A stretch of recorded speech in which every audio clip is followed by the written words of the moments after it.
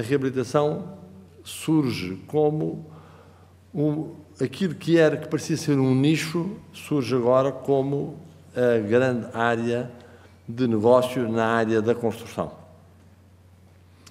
E é preciso perceber que a reabilitação contempla um conjunto de exigências sem o que não se pode falar de reabilitação.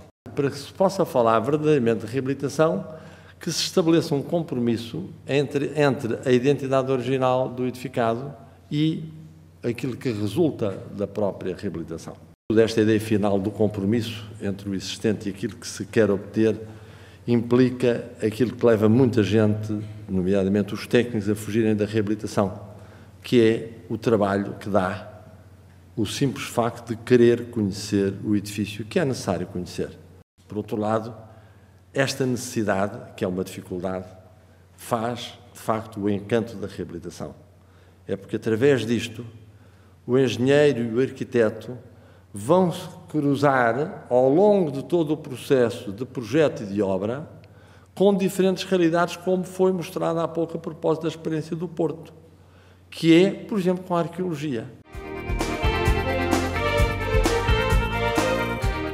A reabilitação estrutural tem a máxima importância, porque para que fazer um restauro lindo de um teto ou de uma parede, se por trás o que temos é uma estrutura de um teto, uma estrutura de uma parede ou a parede toda em estado de ruína.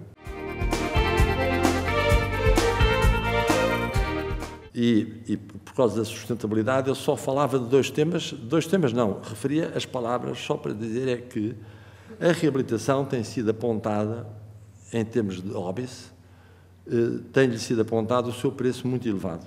Isto em grande parte deriva da má preparação das empresas de construção e da péssima preparação dos projetistas. Se nós, numa obra de reabilitação, conseguimos manter, muitas vezes, 60%, 70%, 80% do edificado, porque aquilo há de ser mais caro? Porque é que 20% do que se tem que fazer, ou 30%, há de custar mais do que 100%?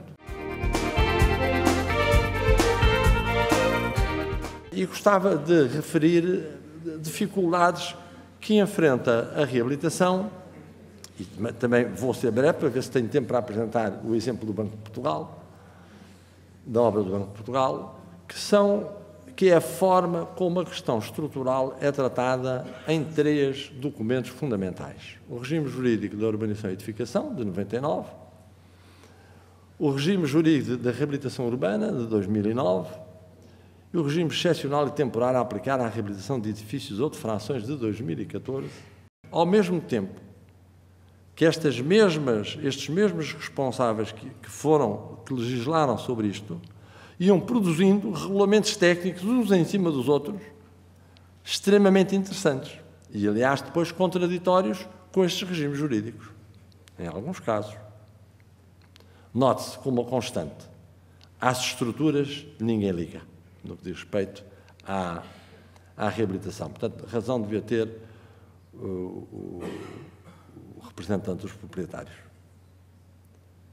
Portanto, reparem, isto lido assim só no regime jurídico da urbanização e da edificação. Não são afetadas as edificações construídas ao abrigo do direito anterior e as urbanizações respectivas não são afetadas por normas legais e regulamentares supervenientes. Parece ser razoável, mas não são afetadas por quê? E depois diz até que não podem ser recusadas licenças e tal. Então são afetadas por quê? Há um problema. É que em 99 o panorama ainda era mais ou menos equilibrado. Mas, 10 anos depois, aparecem umas coisas muito semelhantes às anteriores, só que em 2009 já estava publicado praticamente toda a regulamentação técnica que temos hoje. Aliás, felizmente, que a da parte térmica e tal foi retificada depois em 2012, tornando-se um bocadinho mais racional, porque só essa arrumava tudo, porque as pessoas pensavam que podiam ter as licenças, etc., mas depois havia alguém na Câmara assim, e o certificado? Ou o notário, e o certificado energético? O certificado energético, qual certificado energético? Esta casa é de 1722, como é que pode ter certificado energético? Aqui o certificado energético, sem certificado energético, não se pode fazer nada. Portanto, um pequeno problema para se transformar num grande problema. O regime excepcional, que em si mesmo é uma ideia muito boa, porque era preciso ter um regime, eu diria, excepcional, temporário, acho absolutamente horrível, porque coloca a questão em 3 tempos, antes do regime excepcional, durante o regime excepcional e depois do regime excepcional, e por 7 anos. Eu peço desculpa, mas não consigo resistir a dar a minha interpretação sobre isto. Eu primeiro pensei, lembrei-me logo, quando apareceram estes 7 anos, lembrei-me de um poema que o meu pai me recitava quando eu era pequenino, que devem conhecer todos, 7 anos de pastor, Jacó servia a Labão, pai de Raquel, serrana bela. Mas não servia ao pai, servia a ela.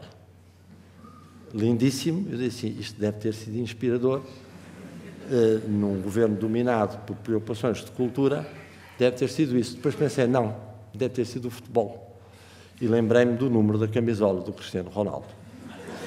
E, portanto, deve ter sido esta a razão fundamental para ficar por 7 anos, porque eu preferia, apesar de tudo, 6 anos, 4 meses e 28 dias, achava mais interessante, achava que mostrava mais elaboração intelectual, para chegar aos 28 dias, mas fez isto, e depois até me lembrei, quando li este regime jurídico, disse, eu tenho uma proposta melhor, uma linha, e feita por mim. Quer dizer, à reabilitação não se aplica nada, ponto. E como diria o Almada Negreiros, quando fez aquela brincadeira sobre o Morra Dantas, Morra Pim, e o assunto ficava resolvido. Eu disse, vocês podiam ter poupado uma pipa de dinheiro, contratavam-me, eu oferecia, fazia pro bono este trabalho, já o tinha preparado, digamos assim, poupavam uma quantidade de dinheiro e escusavam de criar uma confusão completa à volta disto. Vamos ver o que é que inclui. É muito interessante a dispensa de aplicação do Regulamento Geral das Edificações Urbanas, feita, não é culpa deste governo, nem entendam que eu estou a querer aqui fazer propaganda política, porque o regulamento o REGEU é de 1951, portanto a culpa verdadeira é do Salazar, portanto, o que é bom, porque está morto e, portanto, é mais fácil responsabilizá-lo, e provavelmente já não há salazaristas, e, portanto, vem daí. Mas depois dispensam-se uma quantidade de artigos, alguns dos quais evidentes, dispensa-se a aplicação do regime legal de acessibilidades, o que vai causar ou pode causar inúmeros problemas em muitos edifícios, dispensa a aplicação dos requisitos acústicos. Isto é extraordinário, porque depois exigem a tal declaração. Isolamento acústico. E como o regulamento diz que, por exemplo, entre pisos de fogos diferentes são 50 decibel, não interessa que se saiba o que são os decibel. São 50. Se depois vêm umas folhinhas dizer que fez um ensaio só dá 38, não se pode vender o objeto. Ou então mente-se. Diz, isto está com certeza, está a ver, esta casa já é habitada há 125 anos, as pessoas nunca se queixaram. Portanto, eu sei que esta dispensa, nenhum senhorio consciente vai aplicar isto. Em termos de eficiência energética e qualidade térmica, concordo com uma simplificação muito grande. Acontece que ela já tinha sido feita em 2012. E essa é que foi a alteração importante. Porque essa, como sabem, é obrigatória a divulgação, simplesmente deixou de ser obrigatória a aplicação a obras de reabilitação daquilo que era exigido nos regulamentos de 2006. E vai por aqui fora. De facto, o absurdo da regulamentação para edifícios novos aplicados a edifícios existentes é por vezes chocante. Imaginar o desplante com que a EDP, ou uma destas outras que agora andam por aí pelo mercado, diz que quer pôr na fachada dos edifícios aquelas caixas de eletricidade que ocupam exatamente a dimensão toda de uma pilastra inteira do edifício. segurança estrutural, qual é o problema? O que lhes interessa é que a caixinha não esteja no passeio e que esteja metida na fachada do edifício. E depois vejam, metida à pressa, o artigo 9º.